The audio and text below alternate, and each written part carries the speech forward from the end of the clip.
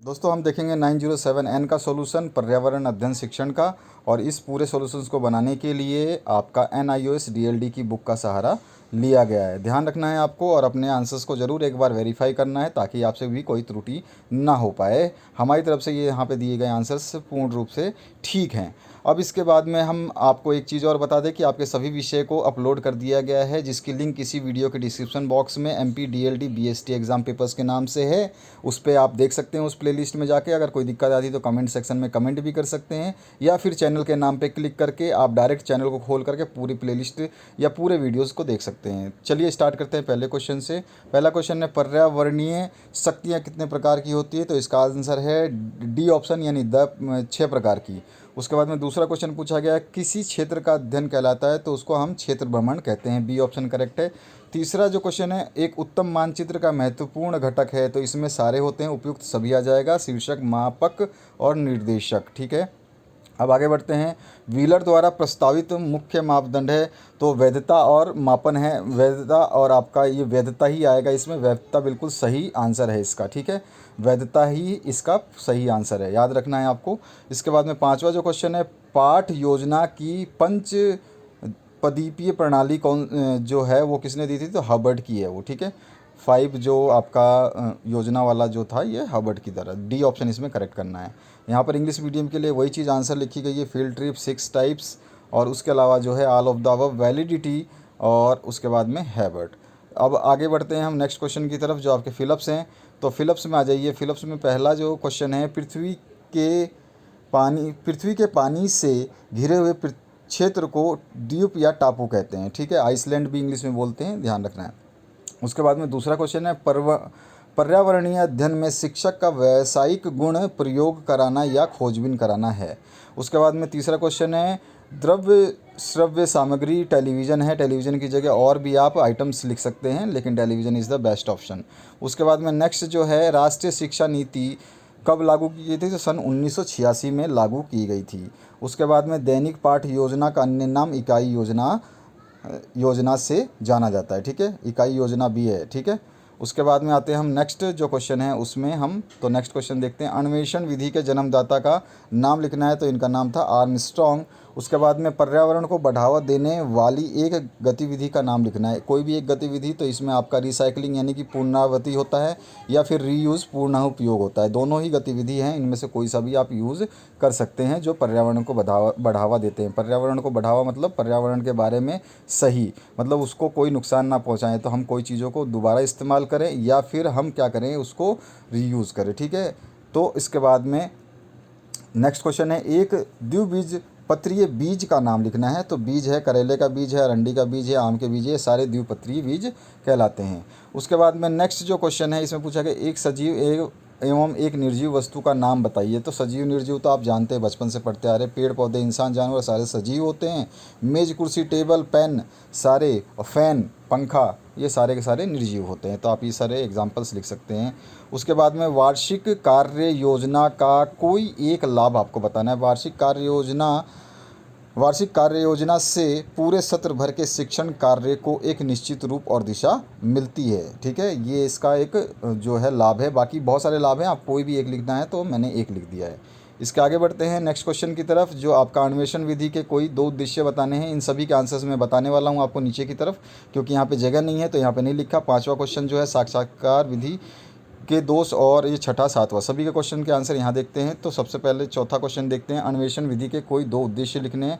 तो अन्वेषण विधि छात्र को ज्ञान की खोज करने की स्थिति में रखती है। दूसरा है यह विधि छात्र को स्वयं गणित कार्य करने हेतु प्रेरित करती है और उसमें स्वतंत्र अध्ययन एवं स्व अध्ययन की आदत का निर्माण करती है। अन्वेषण विधि करके सीखने पर आधारित विधि है। तीसरा भी हम लिख सकते हैं, इस विधि में विद्यार्थी सर्वदा क्रियाशील रहता है तथा समस्याओं को हल करने के लिए खले मन से सोचता है, यानी खले मतलब पूरे मन से सोचता है। दूसरे के विचारों का सम्मान करता है, वो अपने विचारों में परिवर्तित परिस्थितियों के अनुसार परिवर्तन करने के लिए सदा तत्पर रहता है। इसके बाद में पांचवा क्वेश्चन जो पूछा गया आपसे साक्षात्कार की 2 दोषों को आपको बताना है। तो इसमें एक होता है दोषपूर्ण स्मरण। ठीक है, इसमें आप लिख सकते हैं इस प्रणाली का दोष यह है कि साक्षात्कार के समय ही सूचनाओं को लेखाबद्ध नहीं किया जाता, परंतु इन सूचनाओं को लिखने का काम साक्षात्कार के समाप्ति के बाद किया जाता है। तो ये दोषपूर्ण स्मरण है, या कि भूल जाएगा साक्षात्कार में उसने क्या क्या बताया था, यानी इंटरव्यू में उसने क्या क्या बताया था, वो लिखना उस समय नहीं हो पाता है। दूसरा है आपका गलत सूचनाओं की प्राप्ति की संभावना, यानी कि इंटरव्यू में जब पूछे गए क्वेश्चन है उसका सही वो आंसर देगा, इसकी भी एक दिक्कत होती है। और तीसरा हो सकता है हीनता की भावना, हम यार किसी को इंटरव्यू देने जा रहे हैं, उसके पास जाना पड़ेगा, अनजान व्यक्ति है, ये है वो, ये सब भी सोचते हैं। तो 3 हैं, इनमें से आप कोई भी 2 लिख सकते हैं या तीनों लिख सकते हैं, ठीक है।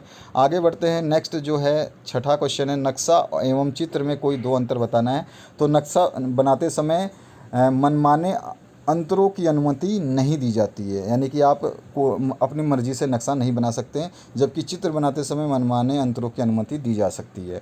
उसके बाद में दूसरा है, नक्शा किसी पैमाने के आधार पर बनाया जाता है, कोई ना कोई उसके लिए स्केल होना ज़रूरी है, जबकि चित्र को बनाने के लिए कोई भी पैमाना या आधार नहीं बनाया जाता है, उसमें आप ऐसे ही बना सकते हैं। और तीसरा है, नक्शा भौतिक विशेषताओं का चित्रण करते हुए किसी क्षेत्र, भूमि, समुद्र का चित्रमय प्रतिनिधित्व है, जबकि चित्र काल्पनिक आधार पर भी बनाया जा सकता है। तो इनमें से आप कोई सा भी लिख सकते हैं। 7वां क्वेश्चन है, अच्छी पाठ्यपुस्तक की कोई 2 विशेषताएं आपको बतानी है। तो यहाँ पर विषय वस्तु का संगठन तार्किक तथा मनोवैज्ञानिक हो, विषय वस्तु का प्रस्तुतिकरण बालकों के मानसिक स्तर के अनुरूप हो, यानी कि जिस क्लास में पढ़ रहा है उसी के हिसाब से हो, यानी कि वो 8वीं पढ़ रहा है और 10वीं का हिसाब से उसमें दे दिया हो।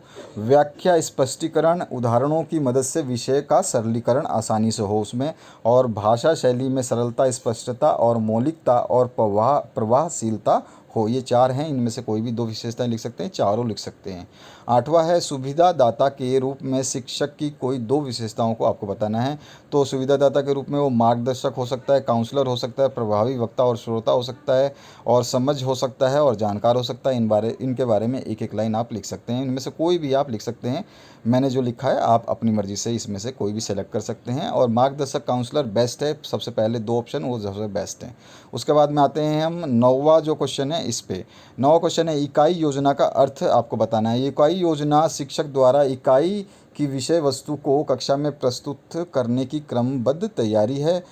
शिक्षक किसी निश्चित क्रम में इकाई की विषय वस्तु को कक्षा में प्रस्तुत करने का मानस बनाता है। इस विषय वस्तु को क्रमबद्ध रूप में प्रस्तुत करने की कार्य योजना और इसको उपयोगों के रूप में प्रस्तुत किया जाना ही इकाई योजना कहलाता है, ठीक है। तो अब आगे बढ़ते हैं हम 10वें क्वेश्चन की तरफ। 10वां है, पर्यावरण का अर्थ एवं परिभाषा बतानी है। तो पर्यावरण का शाब्दिक अर्थ होता है चारों ओर से घेरे हुए, ठीक है। इसका पर्यावरण का जो हम अगर अर्थ के बाद में अगर परिभाषा की बात करें, तो पर्यावरण जो है, पर्यावरण को वातावरण या स्थिति के रूप में परिभाषित किया जा सकता है जिसमें एक व्यक्ति, जीव या पौधा रहते हैं या कार्य करते हैं। पर्यावरण शब्द भौतिक एवं जैविक दुनिया के सभी तत्वों, साथ ही इन सब के बीच संबंधों को दर्शाता है। इसके मुख्य घटक मिट्टी, पानी, हवा, जीवन और सौर ऊर्जा हैं।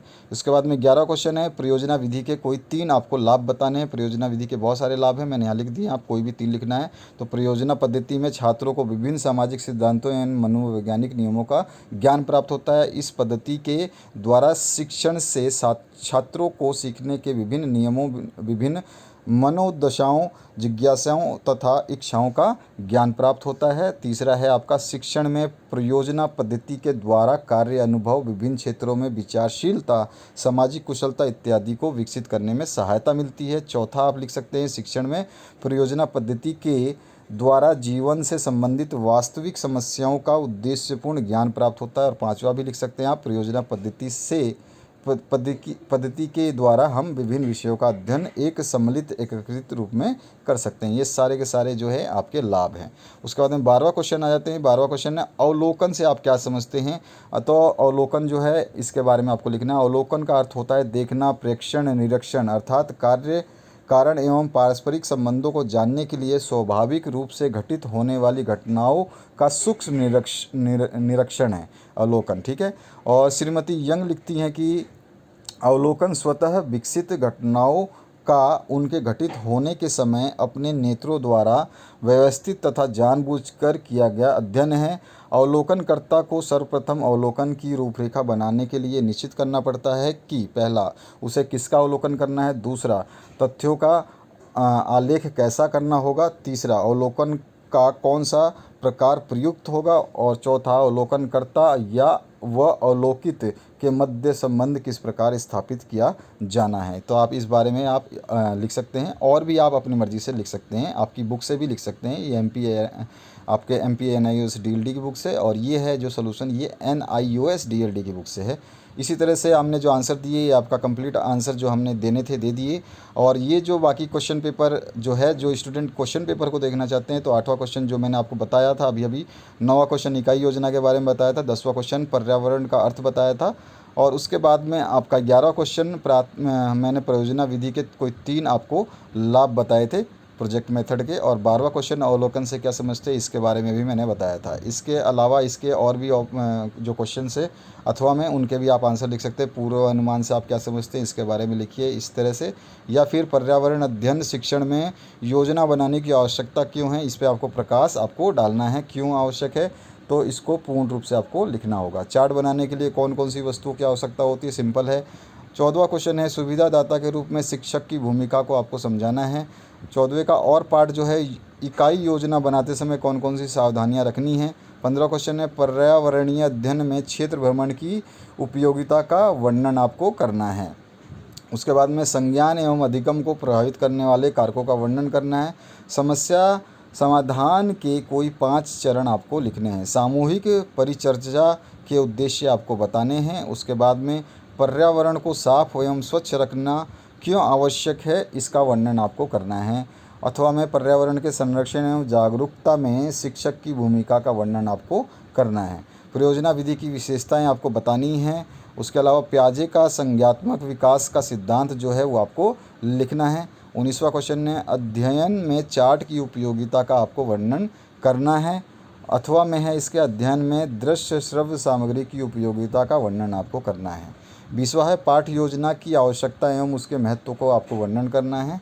और इसी का और ऑप्शन है जो है सतत व्यापक मूल्यांकन की आवश्यकता एवं महत्व का वर्णन आपको करना है। तो ये पूरा क्वेश्चन पेपर है, इसके काफ़ी आंसर्स मैंने 12 तक आपको बता दिए।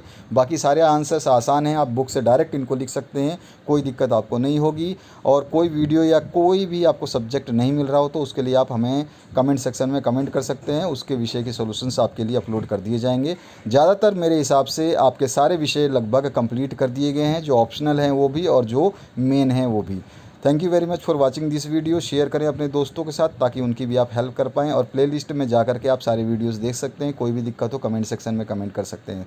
Once again thank you very much.